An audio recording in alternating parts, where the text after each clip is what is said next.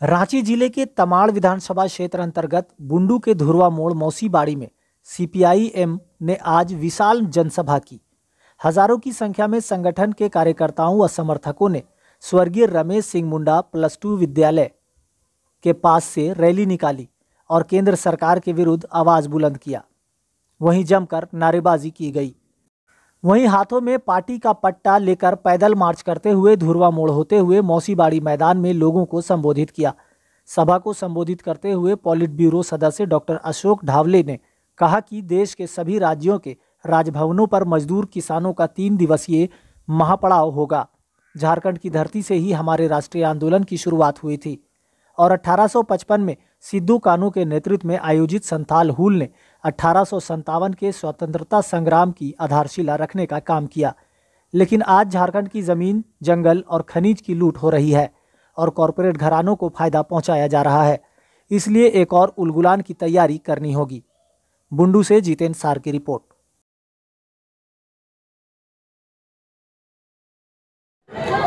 देखो, आज ये हजारों लोगों का उलगुलान रैली मार्क्सवादी कम्युनिस्ट पार्टी ने यहाँ के रांची जिला कमेटी और यहाँ के लोकल कमेटी ने ऑर्गेनाइज किया था।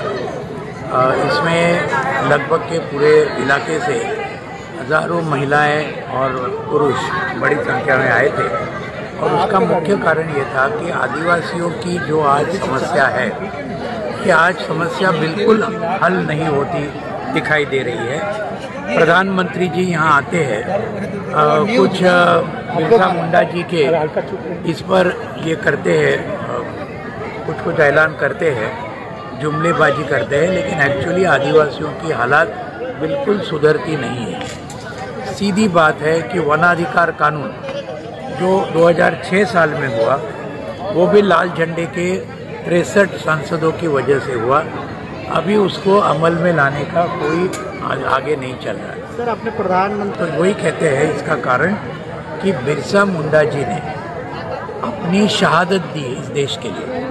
आज़ादी के संग्राम में वो ब्रिटिशों ने उनको मार डाला, तो वो शहीद थे हमारे।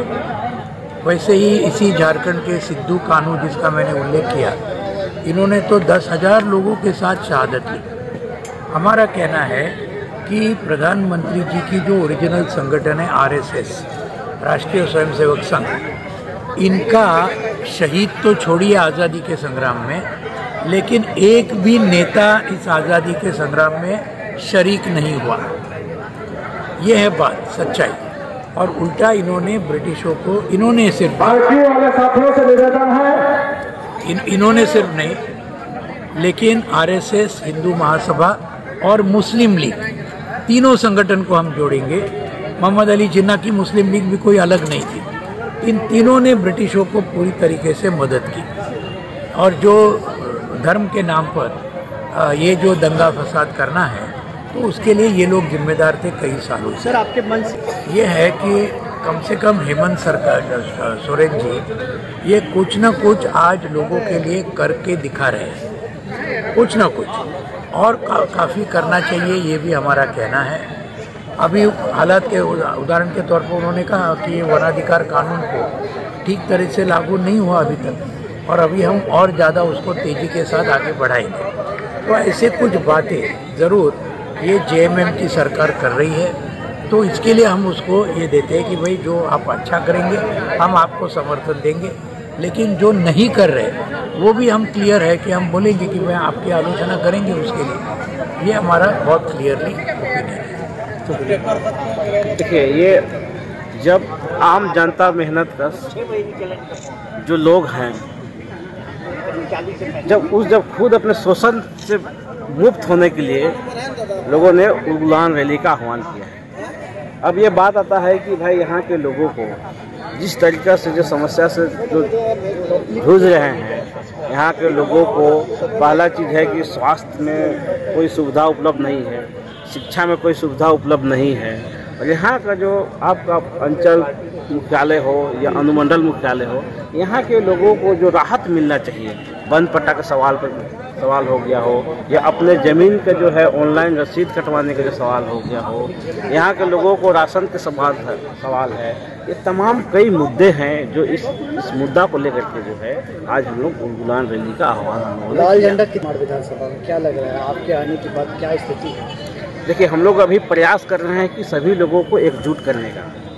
हम सभी लोगों को एकजुट कर पाएंगे जितने मेहनत करने वाले लोग हैं, वो किसान हो, मजदूर हो, आदिवासी हो, गरीब हो, दलित हो, यहाँ के जो शोषित वर्ग हैं, सभी को हम एकजुट करने का प्रयास कर रहे हैं। और हम धीरे धीरे करते करते हम लोग ये कदम को बढ़ा रहे हैं और धीरे धीरे हम लोग आगे बढ़ रहे हैं। ये पूरे इलाके में एक दिख रहा है, ये जो आप लोग को भी जानकारी में रैली में हजारों की संख्या में ये आगाज दिखा दिया। ये आगाज कहाँ तक जाएगा?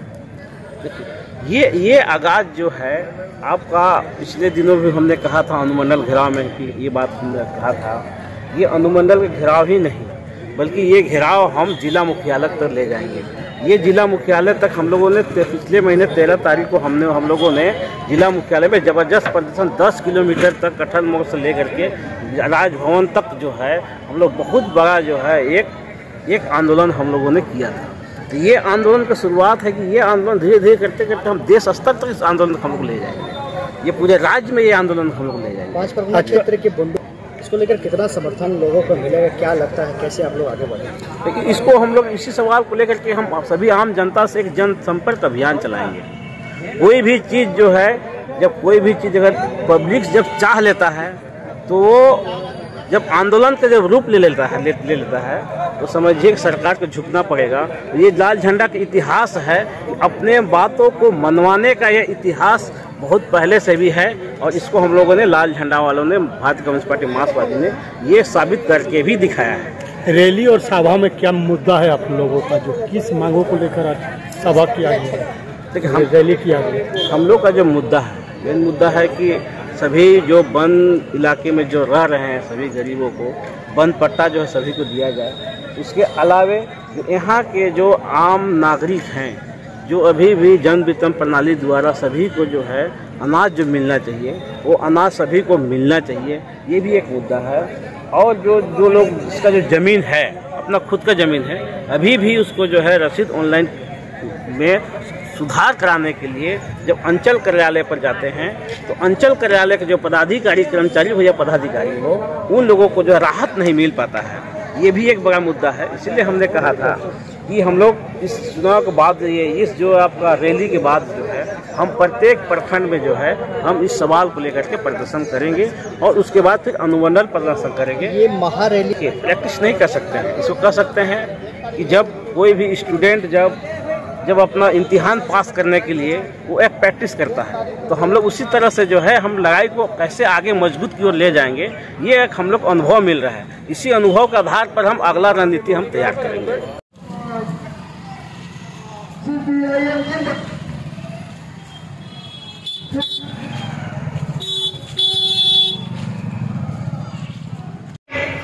क्योंकि हम लोगों ने आह्वान किया और आज हम लोगों ने 3 किलोमीटर पैदल चल के आज मोसीबागी में हम लोग इस सभा को चला रहे हैं। हम लोग को उलगुलान रैली करने की जरूरत क्यों पड़ा, इसको समझने की जरूरत है। आप लोग जान लीजिए कि पूरे तमाम बुंडू क्षेत्र के इलाके में अभी भी यहाँ के आदिवासी, दलित, गरीब तबके के लोग यहाँ पर सबसे भारी संख्या में लोग वास करते हैं, यहाँ का स्थानीय लोग हैं। इसका जो जन्म मुद्दा है, इसका जन्म मुद्दा प्रत्येक परिवार को जन वितरण प्रणाली द्वारा सभी को राशन उपलब्ध कराने का सबसे बड़ा मुद्दा है। साथ ही जो वन इलाके में जो रह रहे हमारे साथियों, उसका जो वन पट्टा का सवाल है, ये वन पट्टा जिन लोगों ने वन को काट के जो खेती लायक जमीन बनाया, जिसको आदि समय से ही जो है वहां पर वनवास कर रहे हैं, वैसे लोगों को वन पट्टा देने की जरूरत है। लेकिन अभी तक वन पट्टा देने में रघुवंश सरकार के समय में भी और वर्तमान समय का सरकार जो हेमंत सोरेन सरकार है, ये वन पट्टा देने में फेल्योर रहा है।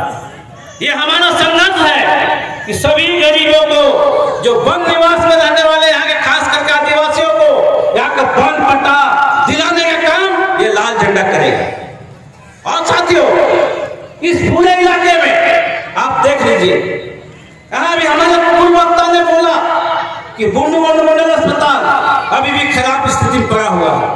ये इसको चुस्त दूर करने की जरूरत है।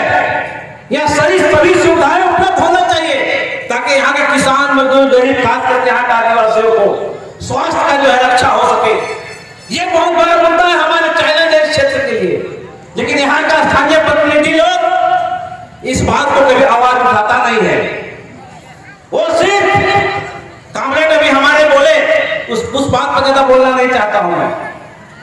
और जिस तरीके से अगस्ती का जो अस्पताल है, जो ताऊ पंचायत है, जिसको हम लोग ये ताऊ पंचायत इलाके में अभी भी आदिवासियों का और गैर आदिवासी यहाँ पर लोग रह रहे हैं, अभी भी जमीन का ऑनलाइन जो है अभी तक लोगों को किया नहीं गया है।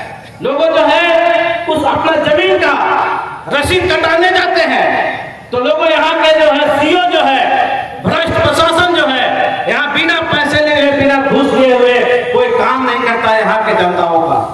गाड़ी घोड़े खरीदे हैं, आज वो गाड़ी चला रहे हैं, लेकिन यहाँ के प्रशासन और यहाँ के जो जनप्रतिनिधि है जिसके चुप्पी साधे रहने के कारण, जिसके काट से आज वे पैसे देकर चलने के लिए मजबूर है।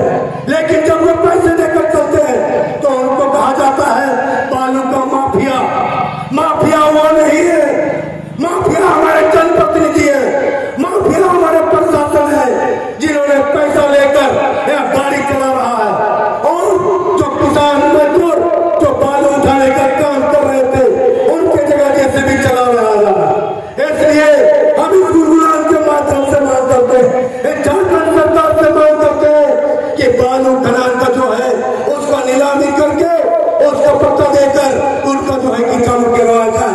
साथ ही बुंडू में जो अनुमंडल अस्पताल है, इस अनुमंडल अस्पताल की जो स्थिति है वो काफी जर्जर है। इसलिए ये बुंडू हॉस्पिटल पूरे पंचमढ़ी का जो लाइफ लाइन है उसके लिए आज स्कूल के माध्यम से हम झारखंड सरकार से और यहाँ के एडमिनिस्ट्रेशन से मांग करते हैं कि बुंडू हॉस्पिटल का अभियान इसका कायापलट किया जाए, इसको समुचित व्यवस्था दिया जाए। साथ ही हमारे बहुत से लगता है, मैं विशेष बात न रखते हुए आप तमाम लोगों को लिए जो हाथ आए हुए हैं अपनी ब्लॉक की समस्याओं को लेकर, अपनी जन समस्याओं को लेकर, आज हम जनसभा के माध्यम से उन सभाओं को, उन सभी समस्याओं को नोटिस करके यहाँ के प्रशासन को ये आगाह करेंगे। अगर ये प्रशासन जो जन समस्या है, जो 5 परगना का जो सवाल है, उस सवाल का अगर समाधान नहीं करता है तो आने वाले दिनों में हम यहाँ के प्रशासन, चाहे वो अनुमंडल कार्यालय हो या अंचल कार्यालय, इसे चलने नहीं देंगे। इन जन शब्दों के साथ मैं अपनी वाणी को मध्य प्रदेश में इंदौर से चुनाव प्रचार करते हुए 15 नवंबर को शहीद बिरसा मुंडा का जिस रोज जन्म दिवस है और झारखंड का स्थापना दिवस है, उस रोज वो आए। झारखंड के आदिवासियों को, दूसरे गरीबों को बहुत उम्मीद थी कि प्रधानमंत्री जी कुछ झारखंड के लिए तोहफा देंगे, लेकिन प्रधानमंत्री जी ने खूंटी से क्या किया, उन्होंने अपने भाषण में जो चुनाव में जो वो कहते थे कि हर के खाते में 15 लाख रुपया जाएगा, हर 2 करोड़ नौजवान को प्रत्येक साल नौजवान रोजगार मिलेगा, तो प्रधानमंत्री जी ने परसों भी एक बड़ा झूठ बोला, जुमलेबाजी की। उन्होंने कहा कि पिछले 5 साल में 23 करोड़ लोग जो हैं देश में गरीबी रेखा से ऊपर उठ गए हैं। अब यहाँ जो हमारी माएं बहनें बैठी हुई हैं, आप अपने माथा पर हाथ रख के बताइए कि आप बहुत अमीर हो गए। झारखंड के लोग यहाँ पर आदिवासियों को जनजातीय सुरक्षा मंच के नाम से आदिवासियों को बांटने की साजिश कर रहे हैं। आज पूरे झारखंड में कोयला का खदान प्राइवेट में दिया गया, यानी हमारा जल, हमारा जमीन, हमारा जंगल, हमारा खनिज, ये सब चीज जो है अडानी और अंबानी को झारखंड में हवाले कर रहे हैं हमारे प्रधानमंत्री। ये जो कोयला खदान प्राइवेट खुलेंगे, ये जो खुल रहे हैं, ये ग्राम सभा को दरकिनार कर रहे हैं। झारखंड का एक बड़ा इलाका 5वीं अनुसूची के अंतर्गत, जहां पर आदिवासियों के लिए और दूसरे गरीबों के लिए विशेष कानून बने हुए, उस कानून को भी तोड़ा जा रहा है। अब अगर हम राज्य सरकार की बात करें, अभी हेमंत जी ने कुछ कदम बढ़ाया है। अभी उन्होंने कहा है कि हम सबको वन का पट्टा देंगे। अभी 2 बार ग्राम सभा हुआ, पता नहीं आपके तमाड़, बुंडू, राहे, सिल्ली में, अड़की में ग्राम सभा हुआ कि नहीं मालूम नहीं, लेकिन ग्राम सभा करके वन अधिकार समिति बना के वन का पट्टा मिलेगा। हम लोगों ने कहा, हमारी मांग है शुरू से कि वन पट्टा में पुरुष के साथ साथ महिलाओं का भी अधिकार होना चाहिए। हम तो उनका भी नाम चढ़ना चाहिए। लेकिन अभी जो खबर आ रही है कि जो नीचे के अधिकारी हैं, जो जमीन हमने जंगल का जो तोड़ के आबाद किया है, वो जितना हमारे दखल में है उसको कम कर रहे हैं। सबसे बड़ी कंपनी आज झारखंड में, आज उसके अंदर क्या किया, मोदी जी आए, एक भी उस कंपनी को शुरू करने के लिए जो हजारों हमारे मजदूर उस कंपनी से बेरोजगार हो गए, झारखंड के कई हजार दूसरे कारखाने बंद हो गए, उसके अंदर कुछ करने को तैयार नहीं है। सरकारी नौकरी को बढ़ाने के लिए तैयार नहीं है, वो पोस्ट भरने के लिए तैयार नहीं है। ये पूरी आज बेरोजगारी की स्थिति हमारे देश में बहुत ही भयानक हो गई, ये इसको ध्यान में रखना चाहिए। तो ये मोदी जी बढ़ाने का काम किसको कर रहे हैं? यहां हमारे आदिवासी, हमारे किसान, हमारे खेत मजदूर, हमारे मजदूर, हमारे नौजवान, हमारी युवतियां, हमारी महिलाएं, ये सब इस महंगाई, बेरोजगारी और बाकी सब भूख के अंदर खत्म हो रही। एक नया आंकड़ा है, यानी मोदी जी किसको मदद कर रहे हैं ये ध्यान में रखो। आंकड़ा ये आया, इस देश के 1% सबसे अमीर लोग, इनके हाथ में देश की 40% संपत्ति है। 1% सबसे अमीर अदानी, अंबानी, इनके हाथ में 40% संपत्ति देश की, और 50% लोग, 70 करोड़ लोग जिसके अंदर हम लोग सब आते हैं, हमारे हाथ में कितनी संपत्ति है देश की? सिर्फ 3%। 3% हमारे हाथ में। ये है आज के देश का हालत। और ये किसको मदद कर रहे हैं? ये मदद कर रहे हैं, ये सब अंबानी, अदानी को बड़ा करने के लिए। और यहाँ आदिवासियों का सवाल ये ध्यान में रखिए, आदिवासियों के लिए जुमलेबाज योजना बोलते हैं, लेकिन जैसे जिक्र किया, पूरे वन संरक्षण कानून के अंदर इन्होंने तब्दीली की।